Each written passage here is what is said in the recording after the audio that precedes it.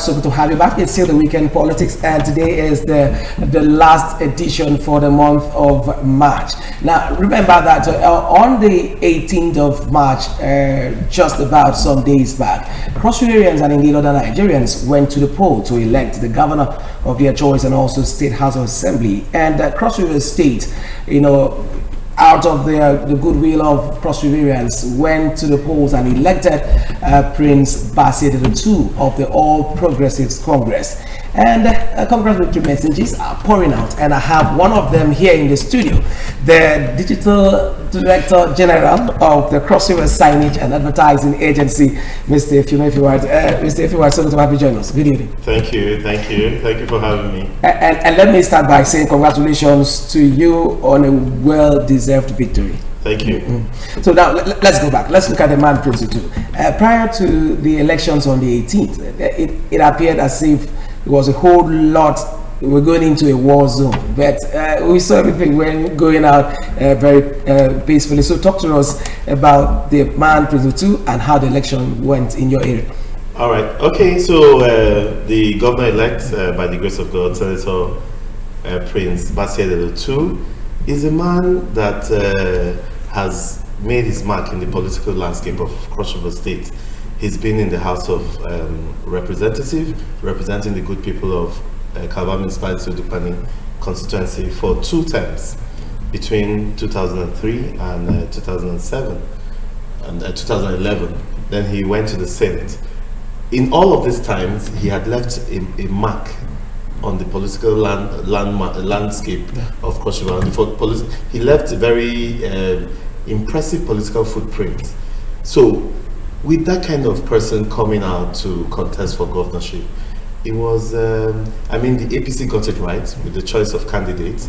It made the job maybe 40% easier for us. But, we went into these elections with all amount of seriousness, because, underrating our opponent was a strategy we had to avoid. So we went in with all the seriousness, even though we knew that we had the best candidate for the job. We knew that the pedigree and the antecedents of Senator Prince Bassey II already spoke for itself, but it still required us to get into the field and do the needful. And we gave the elections the seriousness that it deserved, and we're happy with the result that we have. Definitely, and again, congratulations. Now, in the history of Cross River State political life, we never saw the kind of unprecedented support groups that came out to give massive support to the governor-elect, and so many individuals also came up with their support. I'd love you to talk to us. Why did they have to, give out this massive support? We saw over 300 support groups for Prince II, and individuals on their own spent quite a lot of money to ensure he emerged as the governor-elect. All right, the build-up to the elections itself gave us the impression of a very keenly contested race. Indeed, it was. Up until a day or two to the elections, it was very close to call. So, because of the tightness of the race, and as you rightly put, I think maybe the closest we've had to this kind of keenly contested elections would have been in 1999. Some of us, we were observers, we were not key participants. But over the years, we've also been involved in elections where predominantly the party, a particular party, once you get the tickets of that party, you are almost 70% through. But now the dynamics had changed with His Excellency the Governor moving into the APC. He now gave Cross Riverians the right to choose. Prior to this time, whoever the party gives their tickets to already has access to whatever seat he or she is vying for. But with the change of party by His Excellency the Governor, the dynamics of Cross River politics changed, and we saw a very keenly contested elections. Now, on the issue of support groups, yes, because everybody took sides either for one party or the other, and they needed to show the solidarity. They were not oblivious of the fact that the elections was a tight one. Everybody knew that, well, I mean, this is going to be keenly contested, and everybody tried to outdo themselves to ensure that their candidates come to the fore, and maybe hoping that would lead to victory at the polls. But we give God all the glory. Our candidate, we are convinced that he's the best man to do the job in Cross River State after Senator Professor Ben Ayade, and we also did our best to push that message out there, and we're happy that Cross Riverians received it, and we're happy that Cross Riverians also have seen that, yes, indeed, with Senator Prince Bassey Otu, we have a good man for the job. The outcome of the elections was not very predictable to many. It was an overwhelming victory. Winning 15 out of the 18 local governments just goes to show how accepted our candidate is.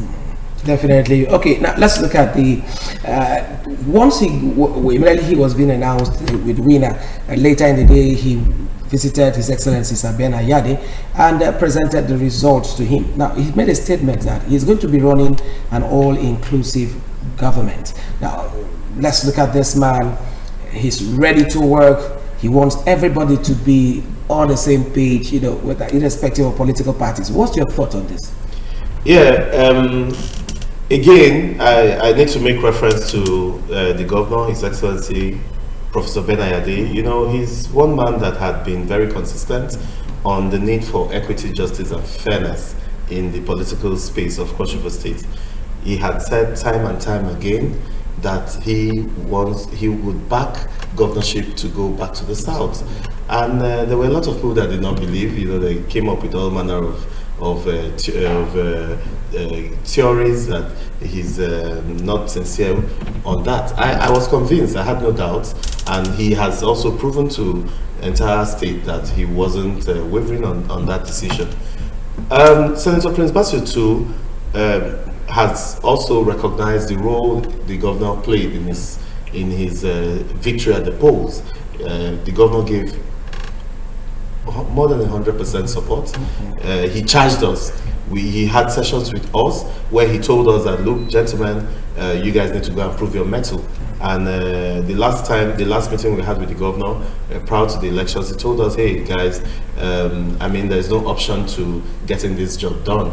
And all of us went back to our polling units, to our wards, to our local governments, very charged, very ready. All the support that we needed was provided. So there was really no excuse for us not to perform.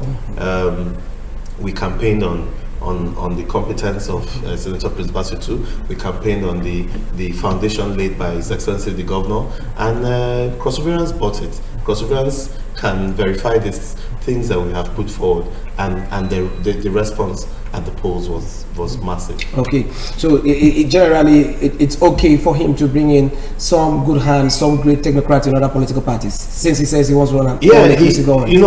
The moment you win elections, you cease from being of a political party. Now it is the matter of the state. So he's the governor-elect of Cross River State, and he will be sworn in by the grace of God on the 29th of May as the governor of Cross River State. He will not be the governor of APC. He will not be the governor of the South. He has said this himself. He's going to come in and become the governor that Cross River State will be proud of. And to that extent, I believe that everybody that has something to offer, regardless of their political affiliations, regardless of the fact that they worked or supported him or not. But if you have something to offer, then I believe that you would be given an opportunity, and at the end of the day, Cross River State would be the benefit of this gesture. Definitely. Let's look at the People's First Manifesto. The governor-elect came up with People's First Manifesto, and before while he was in the National Assembly, I still remember the words of the paramount ruler of Bakassi and the chairman of Traditional Rulers Council, Dr. Etibokoedet. He said something that, look, Prince Otu is the if I should use this one, is the founder, if I should use that word, of empowerment in Cross River State. Now, he did that while he was in the National Assembly. Now, let's look at as a governor in charge of 18 local government, in charge of the entire state. Let's look at the People's First Manifesto. How the people benefit from it. Okay, so again, I will have to draw my foundations from the governor, Professor Ben Ayade. It's a similar policy. Maybe the interpretation would be different. Professor Ben Ayade put the people first in his administration. He believes that of what use is all of the projects if the people are disgruntled, if the people are hungry. He believes that food must be put on the table of the people. Senator Prince Bassey too also has a similar ideology. He believes that governance should be about the people. A governor must make impact, must connect with the people. For every aspect, if you've seen the manifesto, for every aspect of every sector in his manifesto, he puts the people first. So the manifesto is tailored to meet the needs and the yearnings of the people. The manifesto is tailored to ensure that the people are adequately taken care of. The manifesto is tailored to ensure that there's security for the people, there is food for the people, there is housing for the people. And he has said time and time again that the foundation for the economic prosperity of Cross River State has been laid by Senator Professor Ben Ayade. He's just going to come and build on it and make those industries, those opportunities that has been created to work for the benefit of the people. Okay, great. Now, we have about about 2 months to the swearing in of the governor-elect. Now, after that 29th, moving forward, what do you think would be on his mind to quickly hit the ground running? Well, the incoming governor has shown that he's prepared. You know, you made reference to his empowerment policies when he was in the National Assembly. You know, before then, the National Assembly would tell you that, well, we are lawmakers, we do not have access to capital funding, we cannot do, but he demystified all of that and he gave us the mother of all empowerment. He did not just give resources to people. He set people up in the lines of businesses. He provided job opportunities for people. He even gave land and opportunities to develop the land to people. Now, a man with that kind of pedigree, having spent about 10 months campaigning to be governor, you can imagine the level of preparation or preparedness he has, or the level of preparations he has put in. I can assure you that Senator Prince Bassey too would hit the ground running because he knows exactly what he is coming to do. He is not an accidental governor. He has had this desire. He's been he's gone through the process of preparation and the opportunity has come. And you know very well that when preparation meets opportunity, success is bound to happen. So Senator Prince Bassey too would hit the ground running. There will be no excuses. He already knows the problem of Cross River State. He knows the problems of the state. He has done his need assessment and he knows the low-hanging fruits. He knows the short, medium and long-term aspirations of his government, and he will apply the resources of the state towards meeting these needs. Okay, now let's look at the man, Ben Ayade, as the hero of Back to South. Let's look at the role he played to ensure, despite losing, his senatorial bid, he was able to still ensure that the Back to South agenda, became a treason. Talk to us. The man Ben Ayade as a hero of Back to South. So my boss, His Excellency Senator Professor Ben Ayade, is a man that is so full of compassion. He's a very passionate man. He believes so much in the Cross River project. He wished he could just wave a magic wand and fix everything in Cross River. He didn't just want to face one sector of the state's economy. He tried to ensure that he re-engineers every sector of the economy. And many times I always use this analogy. I said, when you're building a skyscraper, for so long your foundation goes downwards. It is still intended to be a skyscraper, a high-rise, but for so long, a lot of the work goes down into the ground. You don't see it. So when the foundation is solid, that's when the building begins to go up. So Professor Bemayade has done so much in decoupling the state from total dependence on the federal government. He has done so much in ensuring that we begin to move away from the civil service state orientation to a production economy. He has created a lot of things. We, as the rest of us, we need to begin to tap into the value chains. Let me give you an example. The Indomie, the noodles factory, the Kissimmee noodles factory. If you look at the production line, you see that it requires a lot of palm oil, a lot of other materials that can be sourced locally. It is our place to begin to plug in. It is our place as Cross Riverians to begin to look inwards. Now we produce palm oil to take up north. Do we have a project or a system in Cross River State that can take it over? I've forgotten the word now. Off-takers. Yeah. So we have a system like that. Look at the poultry.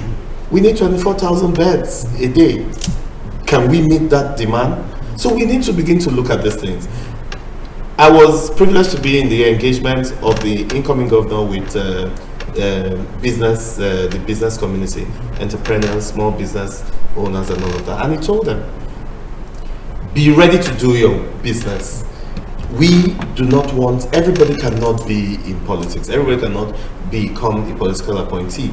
So we're going to be looking for the farmers, the small business owners, and we're going to give them grants, give them support to stabilize their businesses. In major cities in the world, the small businesses drive the economy. So there's going to be emphasis on that. And therefore, if that happens, when that happens, a lot of people that are gunning for political appointments would see other opportunities and receive this support and use it to grow their own economy as much as possible. As the state is decoupling itself from total dependence on the federal government with the foundations that Senator Bemayade has laid, we are certain that Senator Prince Bassey would come and sustain on the democratic gains in the areas of economic development of Cross River State. Okay. Now, since after the announcement when he was declared as the governor of Cross River State, a lot of people have been pouring out congratulatory messages. It's a whole lot of a wide range that almost on a daily basis we see, because we work here, so we see a whole lot coming in for broadcast. And you have done very well to also ensure that at strategic places we have those congratulatory, especially the governor-elect saying thank you to Cross Riverians. Now, let's get your message, to him, because this is you now on a live TV doing your congratulatory message now to the governor-elect Prince Bassey Adetutu. All right, thank you for this opportunity. For me, as a person, I had done my own personal analysis on the candidates up for the position of governorship, and I saw that Prince Bassey Adetutu was, in my opinion, I still hold that opinion, the best man for the job.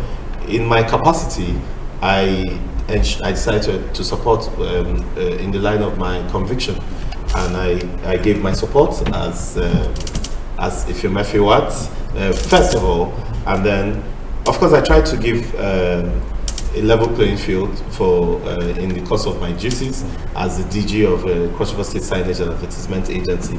But my personal support, my personal views on who I support or who I supported was never in doubt. I was very bold about it. A few billboards I personally sponsored. I made sure that I wrote there that this is the man I support. That was to ensure that my friends, I have my own supporters to know the direction, so that there's no confusion anywhere. So to the incoming governor of Cross River State, Senator Prince Bassey Adetutu, I believe that you are the best man for the job, and I am confident that you would make Cross River State greater than you met it, I'm confident that Perseverance, at the end of your first term, will be proud and happy and give you even a more resounding victory as you contest for a second term, because I know that the job that you've come to do will not be 4 years will not be enough to do it. So we're already prophesying for 8 years for you, and we wish you a very beautiful tenure. We know that indeed the season of sweetness is here. Very well. Thank you so very much, Director General, Cross River State Signage and Advertisement Agency, Mr. Efeoma Efiwas. I must indeed thank you very much for your time, and we'll still be having you more often in the studio to talk to us on the show. You're welcome. Thank you for having me. All right, so stay with us. Weekend Politics return shortly. Don't go away.